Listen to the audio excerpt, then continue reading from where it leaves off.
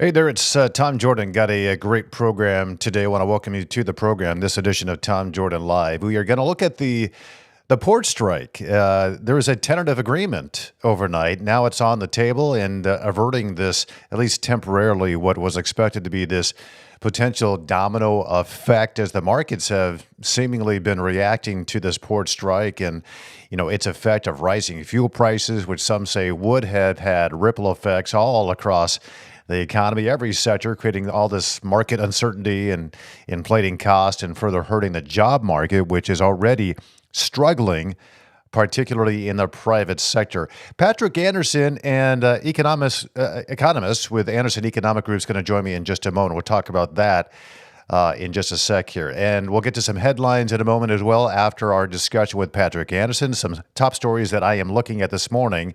The Michigan Supreme Court, the ruling that parents don't have a right to access their kids' school curriculum. What is that about? We'll look at that story. We're also going to talk on some this attack on a rabbi from the University of Michigan.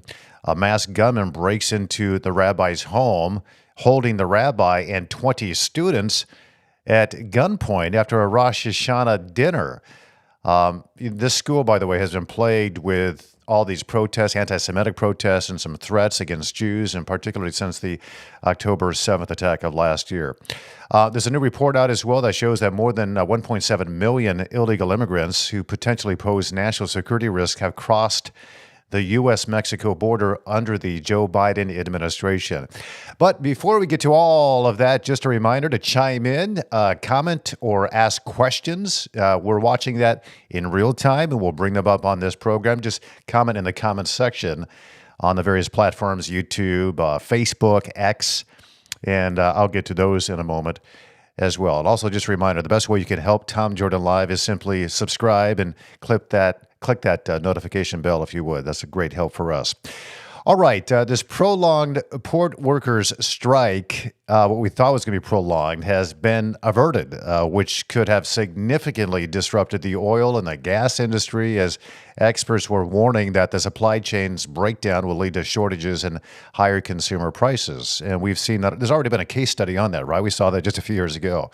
And every time there's one of these strikes, especially at the ports, they're so impactful on not just the economy, but other industries as well. The trucking industry, they're impacted by it. So this strike, which was led by the International Longshoremen's Association, had halted trade at these ports that account for nearly half of the U.S. imports, about 50%. With these shipping containers, they've been piling up. And analysts had been warning that inflation could spike yet again, particularly affecting, food and oil prices, which are already hurting. But now the dock workers are returning to work after this tentative agreement was reached. Tentative, it does include a 62% wage increase over the next 90 days. If a permanent deal, though, is not made by January the 15th, we might be back to square one on this. The wage hike will be withdrawn from this. Negotiations will continue. Automation and some other issues are still sticking points in this. So let's bring in Patrick Anderson, the founder of Anderson Economic Group, his firm that is watching the economic impacts of this very close. Well, I tell you what, we're going to get to Patrick Anderson in just a moment. Before we get to that, though, Cameron, let's jump to some headlines here. Let's talk about illegal immigration, if we could. I want to bring this up because more than 1.7 million migrants potentially posing national security risks have crossed the U.S. border under the Biden administration. That's according to a report by the House Judiciary Committee. These individuals, labeled special interest aliens, SIAS is what they call them, come from countries known for harboring terrorism or presenting security threats such as Iran and Syria and Venezuela. Border Patrol officials have voiced a whole slew of concerns over the lack of proper vetting for these migrants, as their countries don't share crucial criminal data with the United States. So look at those numbers right there. That's from Fox News. So thanks for them for providing that to us. Economist Steve Moore, which we've spoken to in the past, he was commenting about this, and he says, listen, Donald Trump would clean up the border quickly if he wins in November. This House report that just came out, it highlights that the Biden-era policies have allowed individuals like Mohammed Karwin, who's linked to potential terrorism, to enter the country and later be released multiple times despite efforts to tighten border security. Republicans argued that current measures are insufficient to address this escalating threat. Some bipartisan bills have been talked a lot about that. They've been falling short. The Democrats like to point this out, of course, but they don't work. The administration's push for the bipartisan immigration bills, these efforts have been criticized for just codifying high levels of illegal immigration instead of focusing on reducing entry numbers or addressing the root of the problem that, of course, is the problems that are enforcing this issue.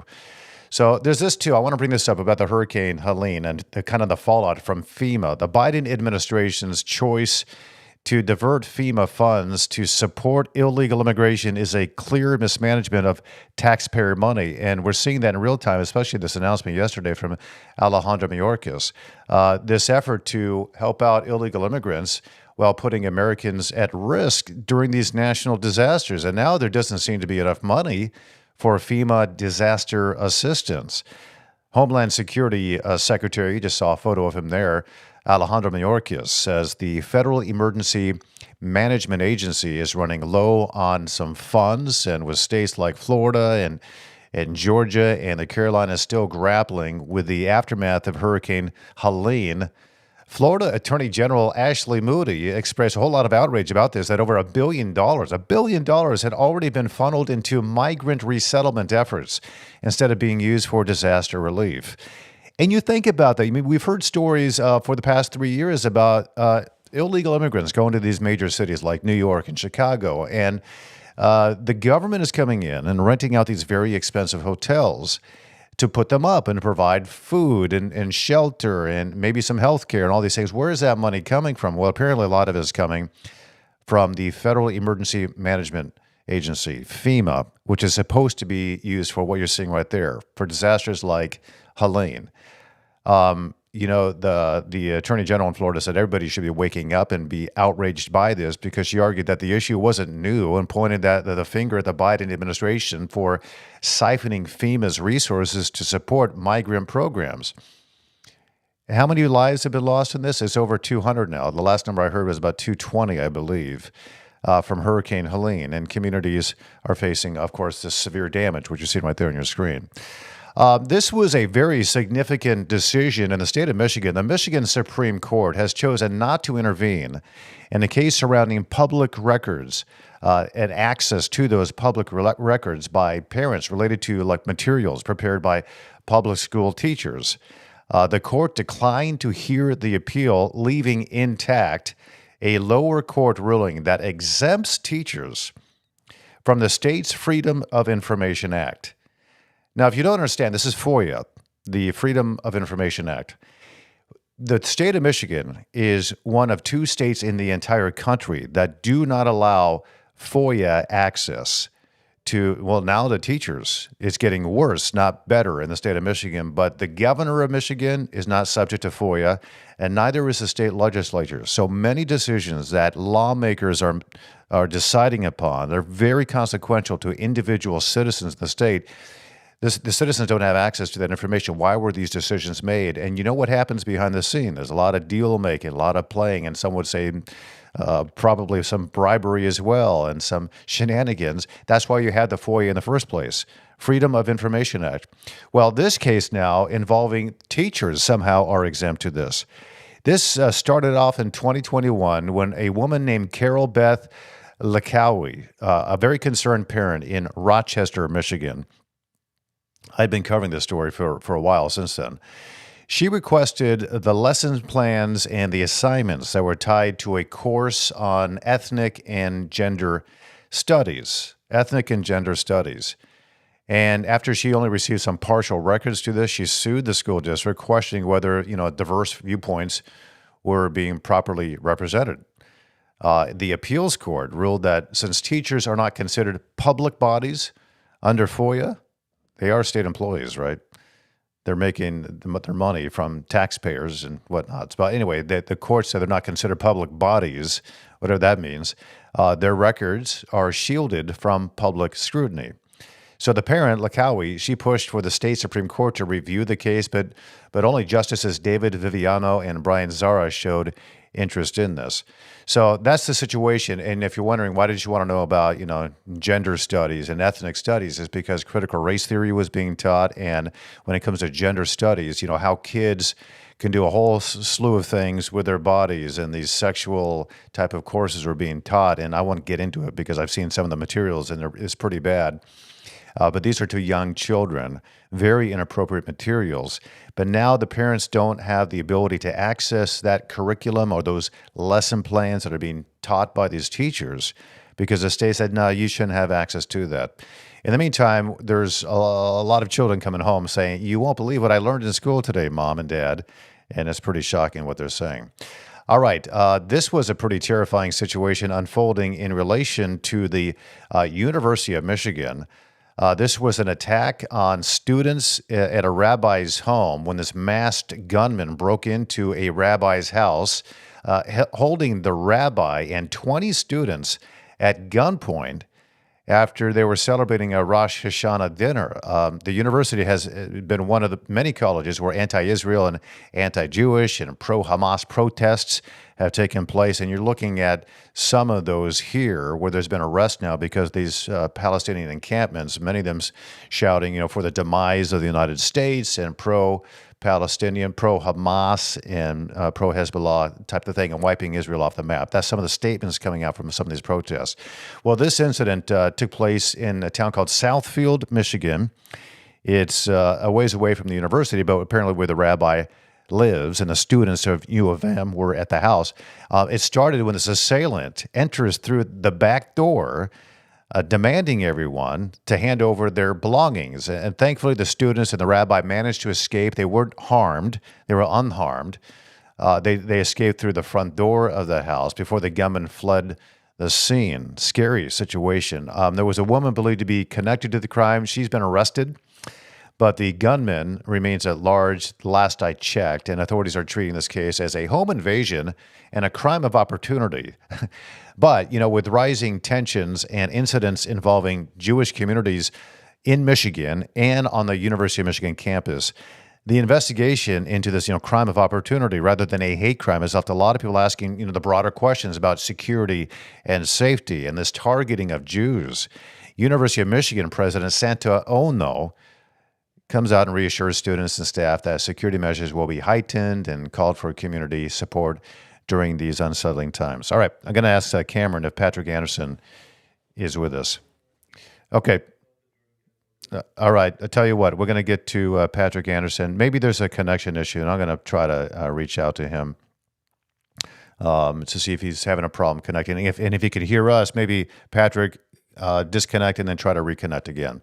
Sometimes we have these technical issues. All right, so I want to talk about something. Yesterday we spoke about abortion. I'm going to pull up a comment that we had received yesterday because we didn't have time yesterday to get to it. But let me get to that comment. And it was from a good guy. He seems like a very good guy, Jordan Genso. We were talking about abortion, and I want to make sure I quote him correctly here.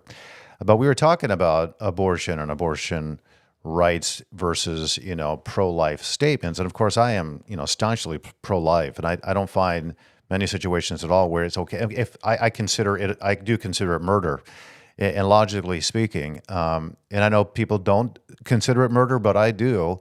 And I think about, a living being inside the womb. And we talked about this at length in Tim Walz's position, the governor of Minnesota, and denying the fact that babies were actually being born alive after these botched abortion attempts.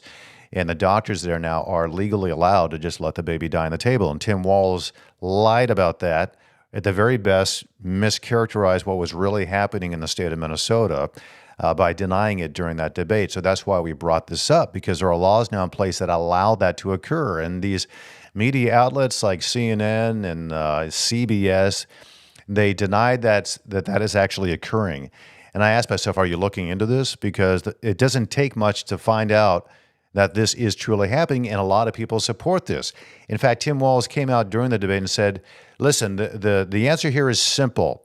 Mind your own business is the way he put this. So if we're to mind our own business, and this is truly happening, but we need to mind our own business, we'll never find out, will we?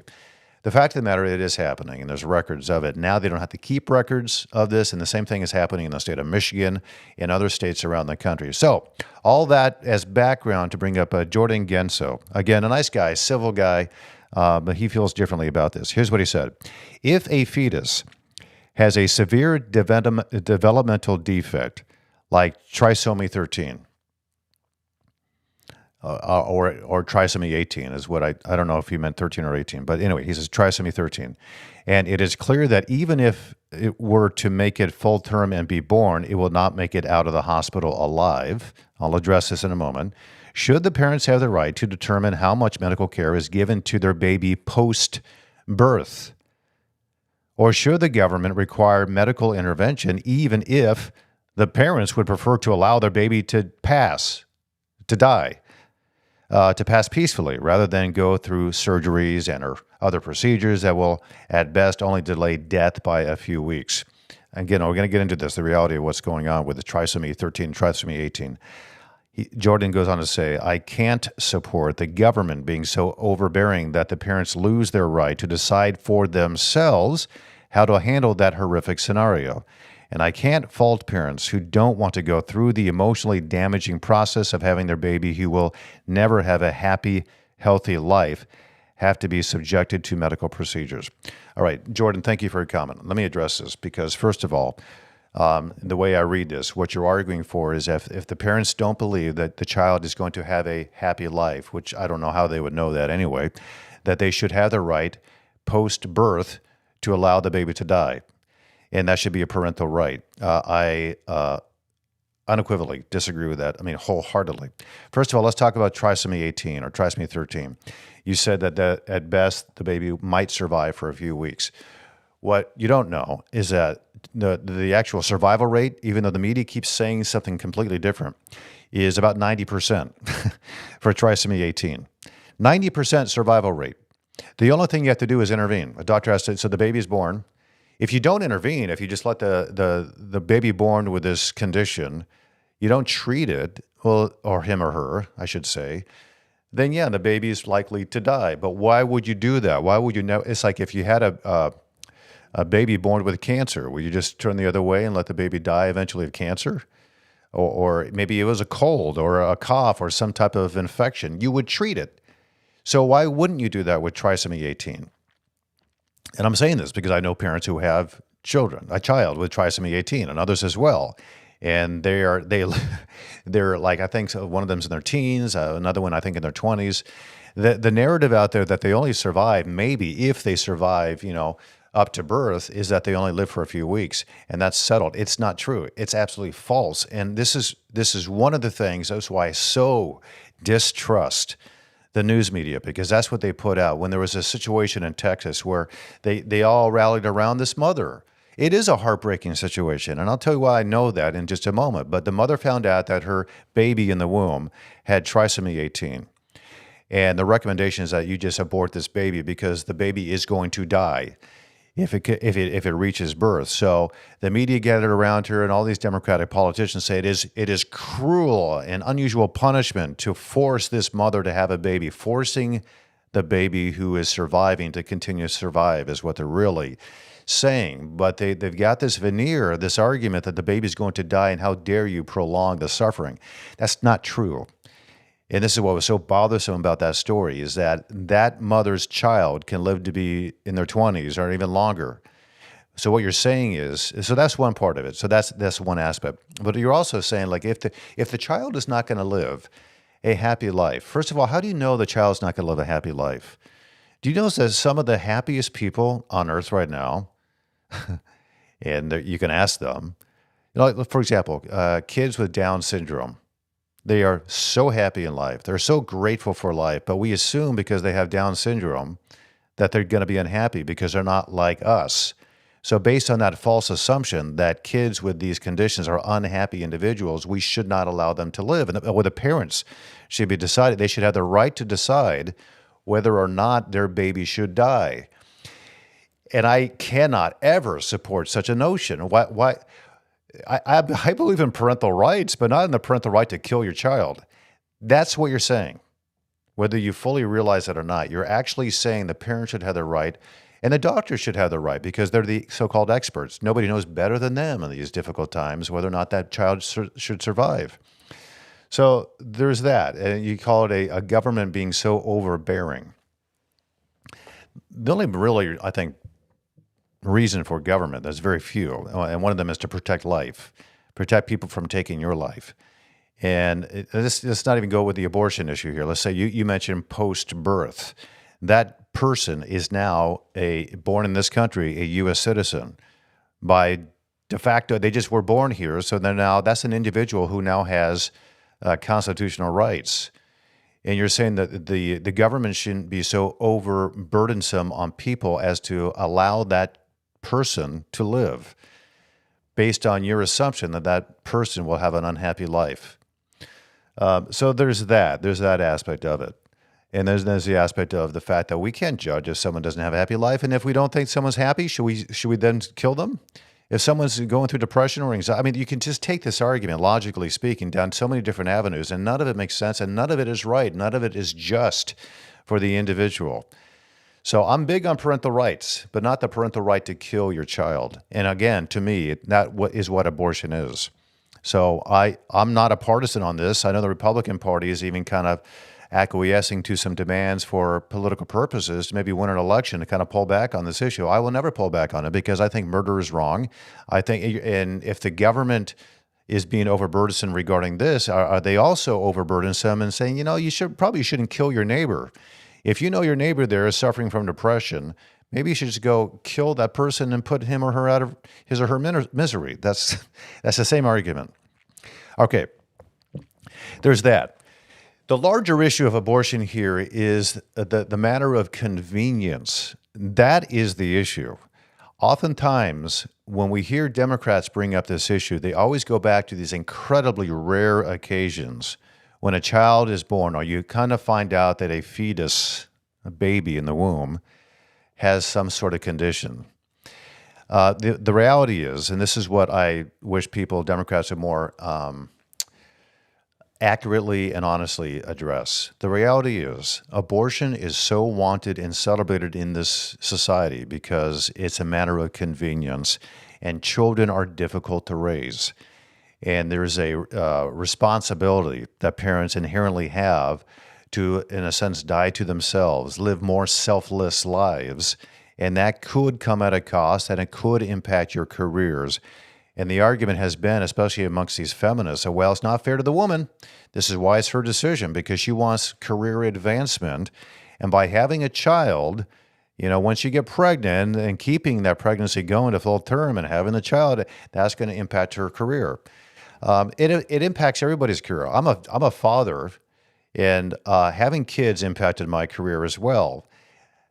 So it's kind of a false argument to say it only impacts women. No, fathers are impacted as well. Career-wise, it's difficult to raise children, but that's not an excuse to abort a baby because it's going to be difficult. It's also one of the most rewarding things you can ever do. When you learn to live a selfless life, it actually brings you more joy. You could be surprised by joy, as C.S. Lewis said. C.S. Lewis, many people don't know this, he was an atheist for about the first 32 years of his life.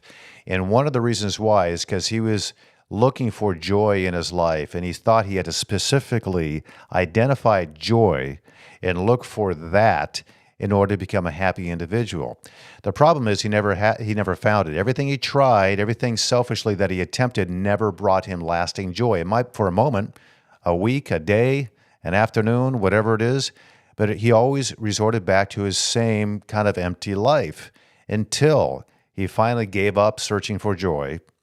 And then he gave his life to Jesus Christ. He gave his life to God. He said, I give up. I know I've got problems. God help me. And he yielded to him.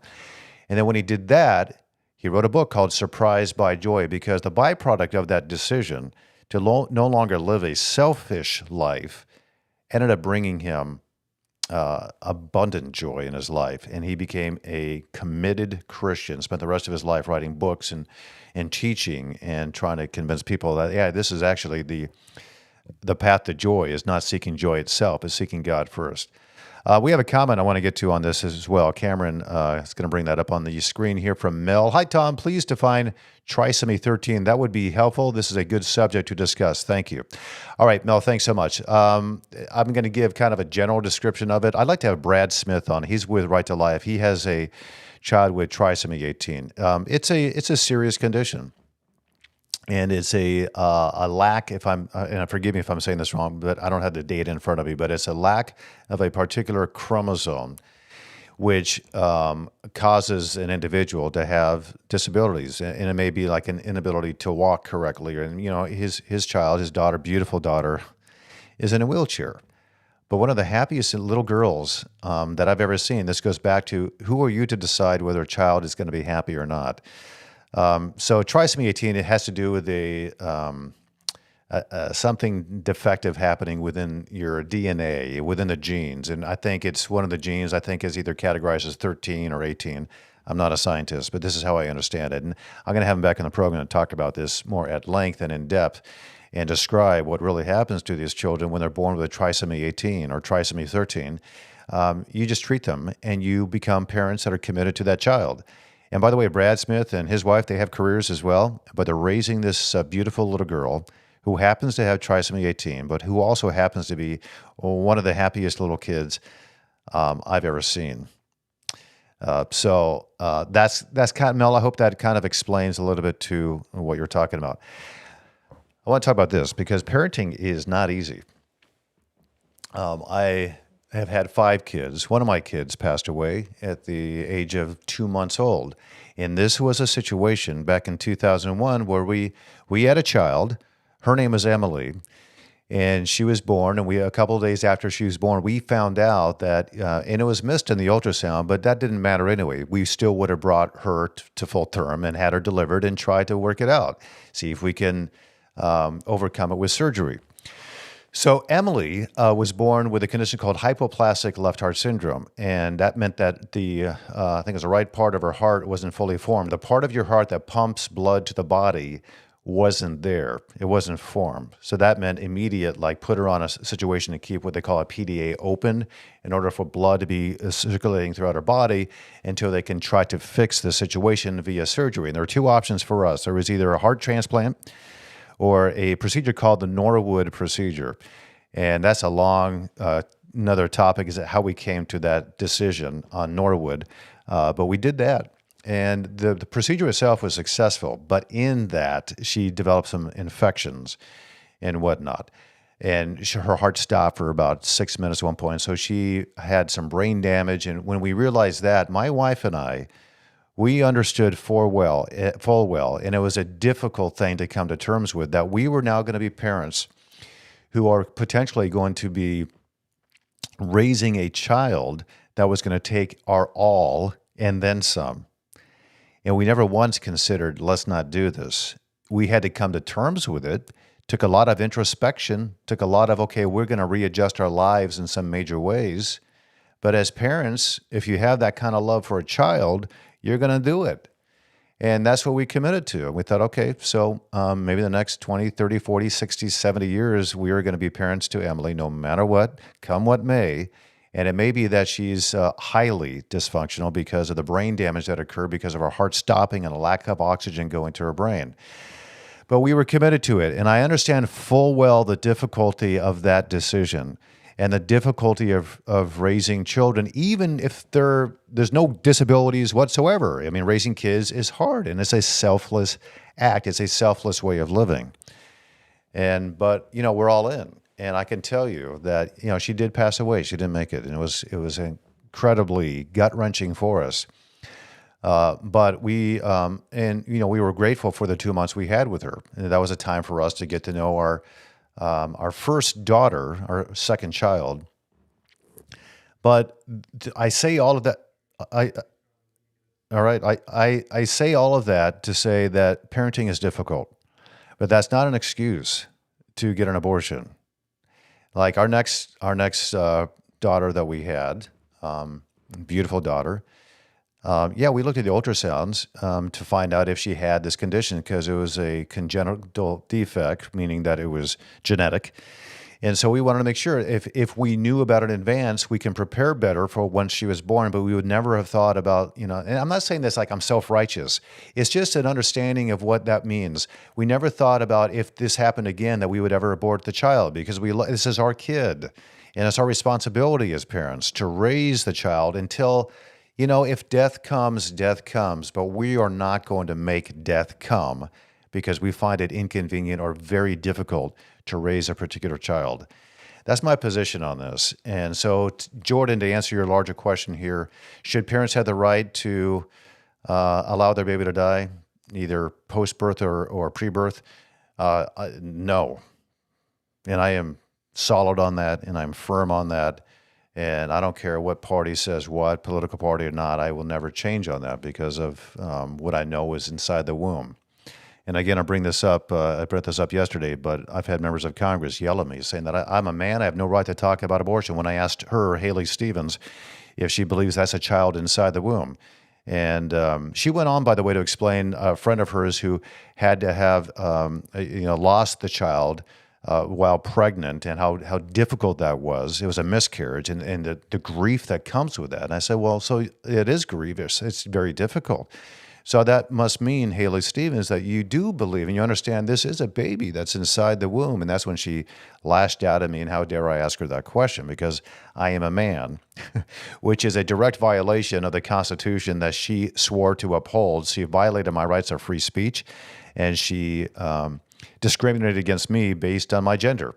So I don't think she's fit for office any longer based on that refusal to defend and uphold the Constitution of the United States. All right, I think we have another comment here, Cameron, do we? We do. All right. Charles Beatty, Americans last, billions to Ukraine with no end in sight. FEMA gives free phones, hotels, walking around money directly to illegals, and says we have nothing to offer storm survivors. That was really the reaction that a lot of people had, Charles. Thanks for your comment. Yesterday, when Alejandro Mayorkas, the Secretary of Homeland Security, said, listen, we are going to run out of money. We do not have enough money to sustain our, within FEMA, the Federal Emergency Management Agency, to sustain all the help that's going to be needed well into the hurricane season. And yet they gave $1 billion to illegal immigrants. And that's not including a whole slew of other government subsidies that illegal immigrants have been given.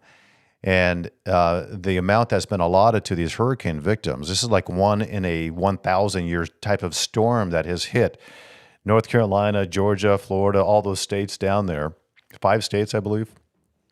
And they're suffering with very little intervention right now, up to scale and the scale of the damage to what they are experiencing down there. A lot of people are like, where is the government? These are our taxpayer dollars going into FEMA. FEMA decided to use a huge chunk of that money to give to non-U.S. citizens after they allowed them to come into this country illegally. They did not uphold the laws that are on the books, so they allowed that to happen, and they put them up in these choice hotels and gave them all sorts of food, and you had health care and all these benefits that would typically go to citizens of this country, and now you're giving them to illegal immigrants. So that was the outrage, and I think it's just that outrage is.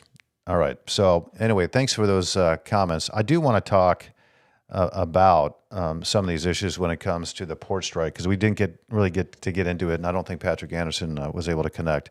Good guy, Patrick Anderson, Anderson Economic Group, a brilliant individual. And I wanted to talk to him about a few things that he writes a lot. If you don't know who he is, go to LinkedIn, look up Patrick Anderson and Anderson Economic Group, because he is continuously involved in all these economic issues, and he breaks it down in layman's terms so people can really understand what's happening here. So right now, when it comes to the port strike, the International Longshoremen's Association decided to pause the strike after just a few days, and they agreed to this tentative agreement of a 62% pay increase for, I think, 90 days. Why was that enough, do you think, to bring them back to the table? And I think there was a lot of pressure on them to make sure that this lease was put off until after the election. So it's what they have to contend with a lot of these uh, issues. One of the main issues, was pay. They were initially asking for, I think, 77% pay increase over a 6-year period. We had a comment yesterday saying that's not true. That's really 60% over 10 years. No, they were asking for 77% over a 6-year period. They had turned down a 50% pay increase. So they accepted temporarily this 66% pay increase, which is pretty huge over in the next 90 days. Why is it only currently tentative? This tentative agreement only addresses one aspect of some of their complaints in the broader contract that they wanted to sign. The other critical issues were like automation. So the union members are concerned, obviously, for obvious reasons, about automating the process down there on the docks. And they needed to really further negotiate this before they can reach a final deal. So this gets them to January 15th. And if they don't have an agreement by January 15th on these automation issues and these other sticking points, well, then the 62% pay increase is rescinded. It'll be pulled from the table, which will likely lead to more renewed strikes and, significant economic disruption. The issue with that is that I don't know if they are going to come to an agreement, because when you think about what automation does, automation makes it much more efficient, less expensive for these shipbuilders. So instead of having, a scanner, let's say, for like a camera at the docks that can quickly scan these various containers and the ships that are coming through, instead you have individuals out there with a clipboard and a much longer process to kind of do it by hand and then enter in by hand and, data entry and all those kinds of things. What it can happen on the fly. Instead, it's going to take maybe hours. And I don't know if that's exactly what the difference would be, the discrepancy in timing on that. But that would be a big issue on it. So automation benefits the employers, the companies. Automation does. It also benefits for the cost of all the shipping. You're looking at Evergreen right there, and it's affecting your prices at Walmart, what you see right there, or Best Buy. They're all dependent on these products coming from overseas. So if you don't use automation, it begins up becoming more expensive, and then it trickles down to the consumer. That's the theory anyway. So the workers went on strike. They wanted better wages. They're against automation. The tentative agreement includes a 62% wage increase, not 66%, but over 90 days. By the way, these dock workers have not gone on strike for 50 years. So it's been a long time. And I think, okay, so do they need a fair wage increase? Probably so. Do they need 80%? Probably not. And I've heard some people say that a lot of these longshoremen, they make quite a good chuck and change. They make some coin. It depends on how long you've been there. There's different tiers. I know that's the case, but some of them are making 6 figures. All right, so President Biden, he did not want to intervene in this. He cited his opposition to the Taft-Hartley legislation, which essentially, I believe, allows the government to kind of interfere. Remember when Ronald Reagan, he actually ended up firing all the, I think, air traffic controllers back, or were they pilots? I can't remember, back in the 1980s, because it was having a real world impact on U.S. citizens. So he said, listen, go back to work or you're fired. They didn't go back to work, so he fired them. So there is that kind of intervention. Ronald Reagan wasn't beholden to unions. Joe Biden is beholden to unions, because unions have so much power. They can, because of the millions and millions of dollars they put in towards various campaigns, they can really help decide who gets into office. So anyway, there's been a lot of concern about this. J.P. Morgan, by the way, they estimated that the strike, if it had gone into full effect, that it would cost the U.S. economy about $3.8 billion to $4.5 billion per day. Patrick Anderson, who I really trust because he's been right so many times, he did not go that far. He actually thought it'd be more about $2 billion a day, which is still a lot of money, but it's about half what J.P. Morgan. He believed in the basic principle of what J.P. Morgan was kind of saying there, but he thought it'd be less of an impact. And here's the deal: the strikes, they could be effective short term, and this short term strike seemed to be pretty effective. At least they got one of the things to a degree that they were negotiating for, which is higher pays. But you look at the long term effects. on strikes and on the economy. And this is just going to likely increase goods, especially if they don't reach the full agreement by January 15th. Another thing that you can read about with Patrick Anderson on LinkedIn, he writes a lot about the electric vehicle mandates in this country, but he recently wrote about the electric vehicle mandates, not just in the United States, but what's happening in Europe. The European Union, they're pushing for 100% zero-emission vehicles in the European Union, all of Europe, except for the UK, because remember Brexit, they're no longer part of the European Union. 100% zero emissions from vehicles. But here's the problem. Much like we're seeing here in the United States, customers don't want these vehicles. They're not buying them, and they're not selling. And so you got the electrical vehicle sales in Europe dropping from 21% to 14%, with the sharpest decline. I think it's in Germany. Remember, Germany just a few years ago was all in on all renewable energy until Russia invaded Ukraine, and suddenly they were out of energy. They needed some fuel, and then thereby they were beholden to Russia in this. And so they needed some fossil fuel energy, and that's what kind of Russia was holding them under their thumb. So Germany, they wanted the end of these kind of subsidies for these electric vehicle mandates. Hybrid vehicles, and my wife and I were talking about this morning about hybrids. Hybrids are fine. They're cool.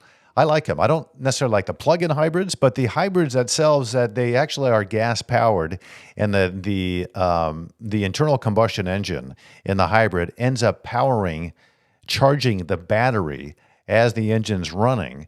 So you never have to plug it in. So you end up saving a ton on fuel because there's a combination of the electric battery is being utilized along with the internal combustion engine. And that to me seems like the best way to go. So I'm fully supportive of hybrids, not yet on the EV kind of aspect of this. You can read all about it with Patrick Anderson on LinkedIn as well. Let's talk about the vice presidential debate. Listen, Donald Trump was back in Michigan yesterday, and it just shows and highlights how important, how much these candidates are prioritizing the state of Michigan. We saw, of course, Tim Walz. We saw J.D. Vance discussing an array of issues the other day during the vice presidential debate. I already talked about the abortion issue. What J.D. Vance confronted him on the fact that the Democrats' positions are incredibly extreme on abortion, and no Democrat that I know of has come out. Well, there's some behind the scenes who are telling me they're coming out in support of some of these, regulations and stopping abortion after, a certain period of time. They don't like it for all 9 months of pregnancy. But if you say that out loud, some of these Democratic lawmakers have threats of being censored by their own party because they dare go against the narrative. But the narrative with the Democratic Party is that there shouldn't be any restrictions on abortions at any time during their pregnancy. And if you ask them about that, they won't answer the question. The answer is simply this: it should be a decision between the mother, the woman, and the doctor. And that's it. Whatever they decide is fine. So to that point, J.D. Vance brought up the extreme positions of the Democratic Party to J.D. Vance, which he didn't acknowledge except saying, oh, none of that is true, which is what they always say. But he brought up, of course, the issue of babies being born, surviving these botched abortions, and being allowed to just die there on the table. And doctors can provide the baby comfort care, but while still allowing them to die. And that's what's happening in Minnesota and some other states. I think the economy was a big issue as well. And I also want to talk about the electric vehicle mandate since we're on that point. The Democrats have been all in on the mandates to force people to buy electric vehicles because those are the only products that would allow them to implement these mandates of these lower fuel emissions. Zero-emission standards is what Democrats have been demanding for, and EVs are the only way to get there. The problem is EVs are not only in demand, consumers don't want this, but they're also dangerous. And the media, of course, is ignoring this big issue too. But down in Florida and these other states where these hurricanes have been, flooding these various states, salt water coming in. When salt water interacts with these lithium batteries in these electric vehicles, it explodes. And that's exactly what's happening right there in Florida. So you got these explosions happening. And if you talk to people in these various automotive industries, behind the scenes, not publicly, they'll say, yeah, there's explosions in our plant pretty frequently happening, but they don't get reported because that would be bad PR for these EVs. So there's that aspect of it. Of course, they catch fire very easily and whatnot. But also, there's the whole range anxiety issue in cold weather climates. The battery gets drained down to such a degree you can only go a few miles on a full charge, and it might take 2 days to charge the vehicle. So there's all those aspects of it. But there's something else that I found unfortunate but typical of this candidate right now who's running for Senate in the state of Michigan. Alyssa Slotkin is the Democratic candidate for Senate. She's running against the Republican Mike Rogers, who we just had on yesterday. And we didn't get into this topic to much of a degree, but her positions on electric vehicle mandates has been staunchly supportive of the mandates. But now she has an ad. I mean, she's voted for, you can look at her voting record. She has voted for these fuel efficiency standards that mandate you have to switch over to electric vehicles. She now has an advertisement out there running, Alyssa Slotkin does, saying that she does not believe in electric vehicle mandates. She believes in choice. In fact, near her, there isn't a charger near her house in Hawley, Michigan. She lives on a dirt road, and she's just like the common Midwesterner. This is her portrayal of herself, that she's done this in every election that she's run for, casting herself as a moderate Democrat. She is not. You can just look at her policies and what she truly supports versus what she says during her campaigns is far different. She is a far left Democrat. She is a very far left progressive candidate running for now U.S. Senate. And I do hope in this case Mike Rogers beats her because he is a conservative. She is far left. And I don't want to use the word lying again, but it's very, very disingenuous when she brings up this issue on EVs, that she doesn't support the EV mandates. In previous elections and campaigns, she has lied. She has lied about the candidates she's running against, saying they're against jobs. They want to jack up the cost of health insurance. They want to get rid of, the pre-existing condition qualifier. That they want to make sure that the insurance company. All of that was a lie. It was not true. And in fact, the exact opposite had occurred by these various candidates that Alyssa Slotkin was running against. But she's still doubled down and tripled down on those things. Even so much to the degree that she was lying to us about a non-disclosure agreement with Michigan to get information about this Chinese Communist Party manufacturing plant that wants to set up shop in her state. She said she never signed a non-disclosure agreement. She did, and we have the signature for it. And my call to her is that she needs to get out of this non-disclosure agreement. She needs to pull back off it for the benefit of her constituents. If she does that, I will applaud Alyssa Slotkin. Violate the non-disclosure agreement that you signed. Take the consequences, whatever they are, because you should have never signed that agreement in the first place as a member of Congress. Get out of it, apologize for it, and then review what you learned about this Goshen plant, this Chinese Communist Party connected manufacturer that she had supported setting up shop in the state of Michigan, along with Governor Gretchen Whitmer and all these others as well. All right. Any other comments we have, Cameron, or is that going to be it? One more. Let's bring it up. That's what they say. Good or bad, I'll take them all. Ellen PB. Marks again. I think she meant, Michigan. Marks again. I get it. Michigan is a communist-controlled state. I hope President Trump declares war on us when he gets back into the White House. I do not hope that President Trump declares war on the United States. I hope he figuratively declares war on Marxism.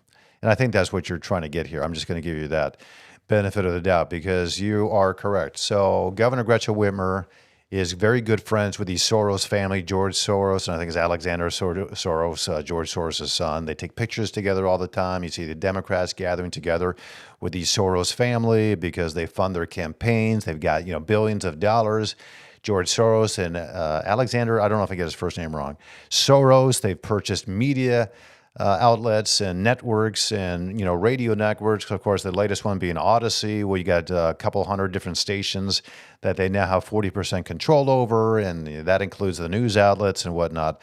They have a Marxist ideology. They believe, very publicly stated, in open borders. So and Kamala Harris is right there with the Soros family. So when suddenly they're talking about we need to secure the border, they don't really mean that. What they do mean about those issues is what you've seen them do over the past 3.5, almost 4 years now, while they've been in office. They believe in open borders. They believe in more of a modern monetary theory, which means you can just keep spending money. You never really have to pay back your debt. That's kind of inconsequential. Rack up inflation necessarily goes up on this. Equal outcomes for all individuals. Kamala Harris keeps talking about this as well. She believes in both equality, she says, and equity. And equity meaning that everyone at the end comes out exactly the same. If that doesn't sound like communism to you, I don't know what does. And it's never worked to the benefit of citizens of any country that has implemented these Marxist policies and ideologies. It always leads to authoritarianism. Always. It never does not do that because you have a certain elite group of people who are in power, who are not subject to being all the same. And all the sames mean everyone has lives that are equally poor, will be, equitable in the sharing of lives filled with poverty is what they mean. Yeah, I'm very concerned about the state of Michigan. I'm concerned about the state of Minnesota, the state of California, the state of New York, Massachusetts now, and the stripping away of gun rights and the Second Amendment and the First Amendment. And you listen to these people who subscribe to this Marxist ideology. They're the ones that are coming out saying, talking about disinformation, untruths or differences of opinion need to be squashed from the public square. We need to shut those down. We need to start controlling the media narrative. Hillary Clinton, Jocelyn Benson, Secretary of State in Michigan, Dana Nessel, the Attorney General in the state of Michigan, Gavin Newsom, the governor of California. They're all saying the same things. And it's because they all subscribe to Marxist ideologies. They're not going to admit it. But that's why you're seeing more of this kind of be amplified around this country. All right, I want to thank you for your time in this special edition. Apologize we didn't get Patrick Anderson on today, but we'll get him back on the program. There must have been a technical glitch there, so we apologize for that. Listen, support Tom Jordan Live. We'd appreciate the best way to support us is to subscribe. Watch the programs and then share them with a friend. And if you would like to subscribe, financially, there's an opportunity to do that with Patreon. It's very inexpensive, $2.50 a month or $5 a month. And that will, as we're developing exclusive content, give you access to that. And we'll have, individual conversations. We'll have group chats together with me and the team here and our members on Patreon. But that's one of the options. But of course, just subscribe, and that helps us out in a big way. Thank you for your time. It's a Friday, so have a fabulous weekend. Got a big show already in the works being planned for this coming Monday. So we'll catch you then. Have a good weekend. God bless.